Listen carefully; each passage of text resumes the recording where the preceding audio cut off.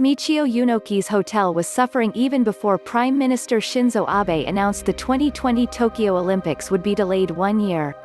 Nearly 90% of the guests who had booked rooms in March had cancelled because of coronavirus travel restrictions, and with the postponement of the games, he expects to lose most of his bookings this summer, as well.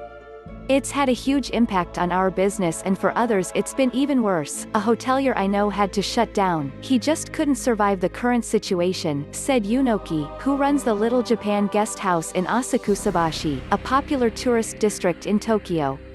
Abe's announcement on Tuesday that the Tokyo Olympic Games, which had been scheduled for July, would be delayed until 2021, coupled with the ever-growing coronavirus pandemic, is a 1-2 punch to Japan in what was meant to be a big year for the country.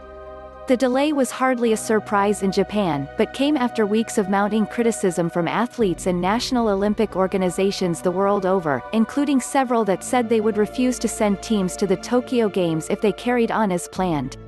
On Tuesday, an editorial in Asahi Shimbun, one of Japan's largest newspapers, criticized both Abe and the International Olympic Committee for taking so long to come to a decision. The waffling, it said, had awakened international distrust of the IOC, and Japan's leadership had bumbled the situation. Following Abe's announcement, Tokyo Gov. Yuriko Koike then added that they would still be called the 2020 Olympics, causing Twitter to erupt. One user suggested adding an S to 2020 to make the name usable for 10 years. Another shared an image of the 2020 logo with the last zero covered by a red stamp, the way a mistake would be corrected on Japanese documents, and a nod to the country's fastidiousness about paperwork. But keeping the 2020 branding, clunky as it seems, helps the government make good on its promise to support small businesses affected by the delay. Vendors who'd stocked up on 2020 merchandise had been worried about selling it if the games moved to 2021. In recent weeks, a glut of Tokyo 2020 souvenirs have flooded Japanese online retail sites.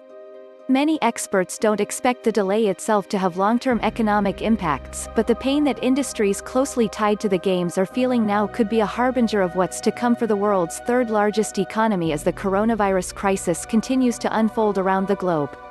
A March report by a securities firm found that a 1-year delay would not hurt the Japanese economy.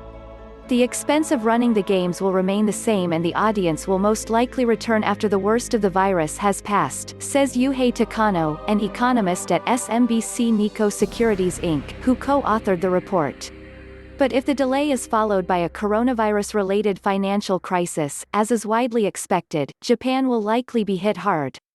It would be like the global financial crisis of 2008, and Japan's GDP could decline by 2 or 3%, says Nomura Research Institute economist Takahide Kiuchi.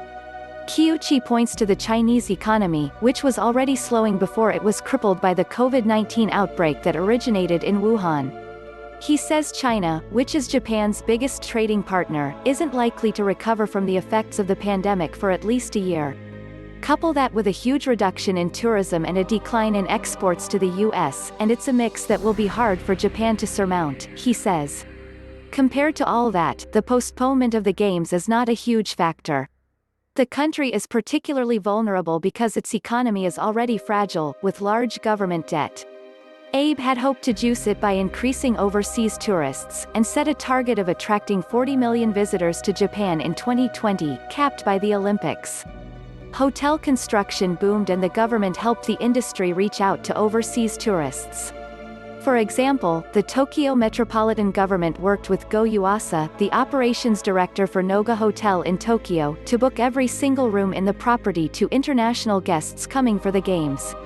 Now, with the delay, the entire reservation has been cancelled, and Yuasa is scrambling to rebook the rooms.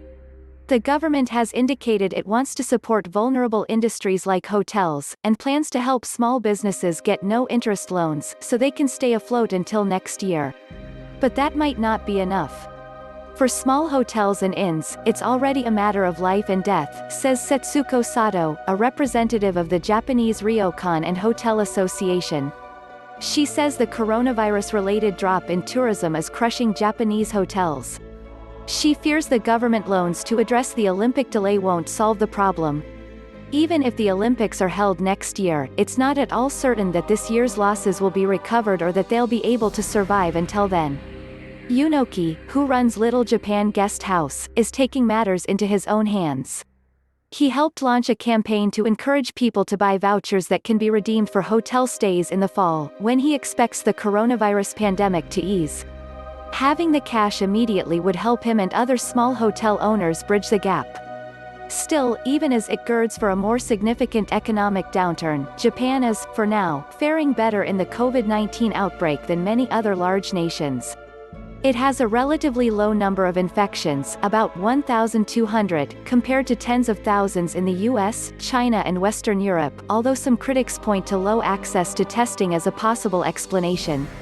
The government did close schools starting in early March and issued warnings against large gatherings, though most businesses remain open.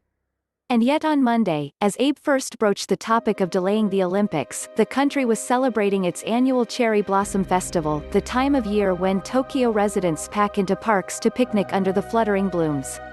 The government issued mild warnings and advised people to practice social distancing, but many parks were nearly as crowded as ever. Koike, the governor of Tokyo, on March 12 defended the decision to allow the celebrations to continue, saying that taking cherry blossom celebrations away from the Japanese is like taking away hugs from Italians, a statement widely criticized as callous, when Italy was under nationwide lockdown with its infection rate and death toll soaring. But on Tuesday, as it was becoming clear the Olympics would not happen this year and new coronavirus cases emerged in Japan, Koike adjusted her tone, saying a citywide lockdown of Tokyo was still a possibility. We may have no choice but to impose strict isolation measures to prevent further spread. Tokyo lockdown soon shot to the top of Japan's trending topics on Twitter, far surpassing anything about the 2020 Olympics, and showing just how much the long shadow of coronavirus has darkened what was supposed to be Japan's moment in the sun.